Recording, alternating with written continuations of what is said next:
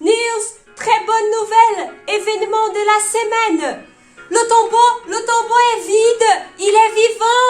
Jésus est ressuscité, c'est lui qu'on avait crucifié. Il est vivant, 100% des garanties. Achetez le quotidien de Jérusalem. Allez mes très chers concitoyens, achetez, c'est vrai, il est vivant. Jesus alive.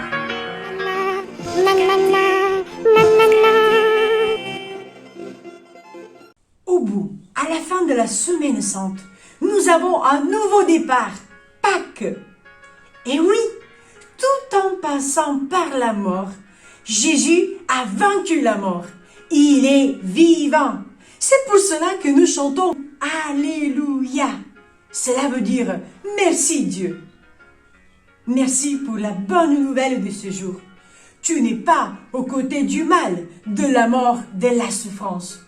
Tu es des nôtres, tu es à notre côté, de notre côté. Tu es un Dieu pour la vie, pour la joie.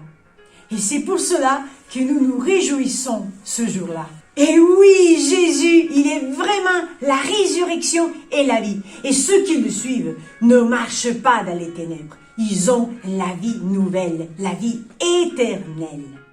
Mais alors, c'est quoi au final cette résurrection? Comment Jésus est ressuscité avec son corps? Eh bien, la résurrection de Jésus, c'est un événement sans égal. Jésus revient à la vie d'une façon unique dans son genre, différente de la résurrection de Lazare, du fils de la veuve de Naïm, de la fille de Jaïr. Et oui, Jésus a ressuscité ces gens-là pour donner un signe de la puissance de Dieu.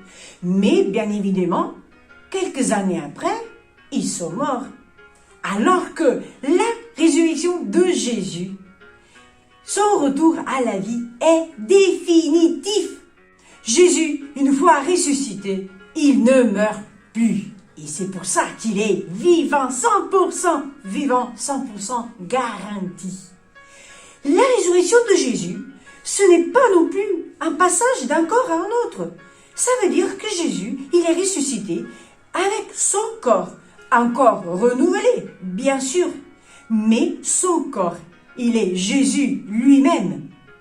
Vous savez, les enfants, il y a des théories, et on pourrait penser que Jésus, peut-être, il est ressuscité, mais il n'est pas dans son corps. Et non, les enfants, on ne ressuscite pas dans une petite bête, dans un chien, non, notre corps. Ce qui nous a été donné depuis notre naissance. Jésus, il est ressuscité avec son corps. Et en plus, il n'est pas du tout un fantôme. Eh oui, je sais les enfants, peut-être c'est un peu trop difficile à comprendre. Peut-être que vous êtes là en train de vous poser plein de questions. Mais comment cela c'est possible? Eh bien, le Dieu de la vie, il est vainqueur de la mort. Il est plus grand, il est au-dessus des lois de la nature. Eh bien, il est Dieu. Mais je vous encourage à ne pas vous décourager. Voilà, c'est un petit jeu de mots pour vous dire qu'en effet, vous allez voir, nous allons entendre, écouter pendant les 50 jours à venir. Ah, vous saviez déjà que la fête de Pâques, le temps de Pâques dure 50 jours. Eh bien, on a 50 jours pour s'y faire, pour comprendre ce beau mystère, cette belle nouvelle.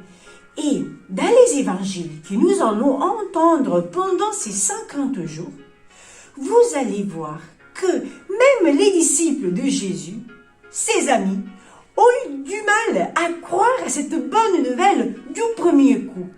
Eh oui, les uns ont cru tout de suite.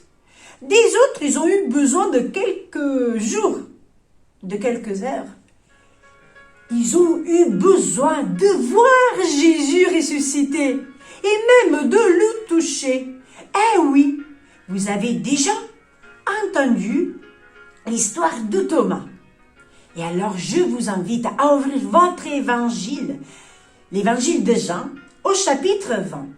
Et bon, si vous n'avez pas la patience de tout lire, allez vite fait vers les versets 20, voilà, et suivants. Et vous allez écouter, lire l'histoire de Thomas, l'un des disciples de Jésus. L'Évangile nous dit que le soir même de la résurrection, il rend visite à ses disciples. Mais il manquait Thomas. Il n'était pas là avec eux. On ne sait pas où il était, hein? On ne sait pas, mais il n'était pas là.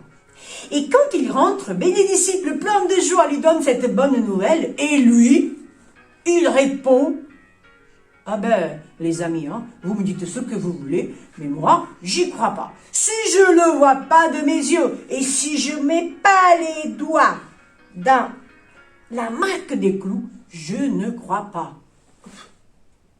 Quand même. Eh bien, Jésus vient au secours de notre faiblesse.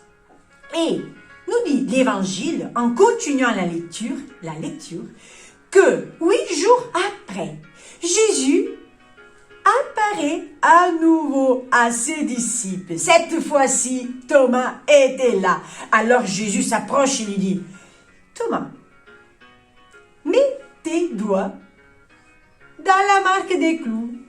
Touche mon côté. Ouh là là, mais vous imaginez Thomas, les yeux grands ouverts. Oh là là, c'est bien toi, Seigneur. Il tombe à genoux. Mon Seigneur et mon Dieu. Comment dire, pardonne-moi. Alors, vous voyez les enfants. Et Jésus va même toucher un mot pour toi, pour moi. Il dit à Thomas, eh bien Thomas, tu sais, tu crois parce que tu as touché, parce que tu as vu. Mais heureux ceux qui croiront à moi, même sans voir. Il parlait de nous qui avons accueilli cette bonne nouvelle sans se prendre la tête, mais en faisant confiance. Il parle de nous qui croyons que Jésus, il est présent, il est ressuscité et il est présent dans l'Eucharistie. Il parle de nous qui croyons qu'il est présent dans notre prière, qu'il nous écoute. Mais les enfants, Jésus, il savait déjà que peut-être nous aussi, mais on aurait pu avoir quelques doutes. Mais il nous encourage à dire, ne sois pas incrédule. Il nous dit, sois croyant, fais-moi confiance. Et ça, c'est une très bonne nouvelle, les enfants. Le même Christ ressuscité, il te rejoint aujourd'hui. Il vient renouveler, maintenant même, pendant que tu regardes cette vidéo, il vient renouveler ta foi, ton espérance. Alors, sois un ressuscité, car il t'invite aujourd'hui même à vivre un ressuscité, à dire, à annoncer à ceux qui sont à côté de toi, à tes amis, à ceux qui ont besoin d'entendre de quel amour Dieu nous aime, que Jésus est là pour lui. Donne cette belle nouvelle. Le Christ est ressuscité. Alléluia. Merci Dieu, car maintenant les portes du ciel, du paradis sont ouvertes grâce à Jésus. Et nous aussi, nous pouvons bénéficier de cette grâce. Nous aussi, nous avons accès à la vie éternelle.